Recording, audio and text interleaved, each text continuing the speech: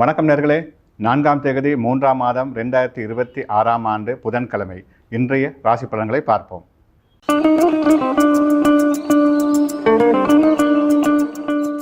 மேஷராசி நேர்களே, மிக சுறுசுறுப்புடன் செயலாற்றுவீர்கள். மனசோர்வு அகன்று தன்னம்பிக்கை அதிகரிக்கும். தெளிவான முடிவுகள் எடுப்பீர்கள். தடைகள் விலகும். இடபராசி நேர்களே, மனநிம்மதி கிட்டக்கூடிய நல்ல நாள். தடைகள் விலகும்.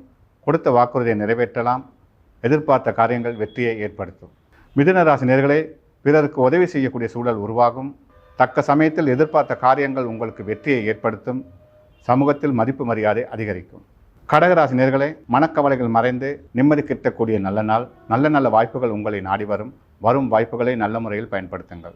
சிம்மராசி நேர்களே, வேலைப்பளு அதிகரிக்கும். தெளிவான முடிவுகள் எடுப்பதற்கு சிரமப்படுவீர்கள். தக்க சமயத்தில் எதிர்பார்த்த உதவிகள் உங்களை வந்தடையும். சமூகத்தில் மதிப்பு மரியாதை அதிகரிக்கும். கன்னிராசி நேர்களே, திடீர் அதிர்ஷ்டம் காத்திருக்கிறது. தடைப்பட்ட காரியங்கள் செயல்பட ஆரம்பிக்கும். சட்ட சிக்கல்களிலிருந்து விடுபடுவீர்கள். சமூகத்தில் மதிப்பு மரியாதை உயரும். துலாராசி நேர்களே, குடும்பத்தில் ஒற்றுமை நிலவும். பிரிந்த உறவுகள் ஒன்று சேர்வதற்கான சூழல் தென்படுகிறது. புதிய உறவால் மனமகிழ்ச்சி. நல்ல சூழல் அமையும். விருச்சிகராசி நேர்களே, எல்லா விடயத்திலும் அவதானம் தேவை. வீண் பிரச்சனைகளால் மனக்கவலை அடைவீர்கள். கணவன் மனைவியிடையே கருத்து முரண்பாடுகள் ஏற்படும். விட்டு கொடுப்புடன் செயலாற்றுங்கள். இறை வழிபாட்டால் எல்லாம் நன்மையாக மாறும்.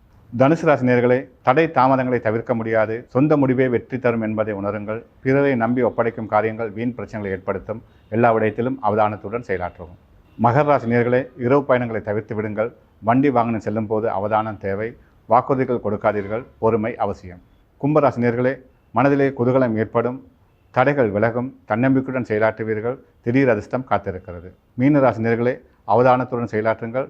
அவசர முடிவுகள் எடுக்காதீர்கள். வீண் பிரச்சனைகள் ஏற்பட வாய்ப்பு உண்டு. எல்லா விடயத்திலும் அவதானம் தேவை.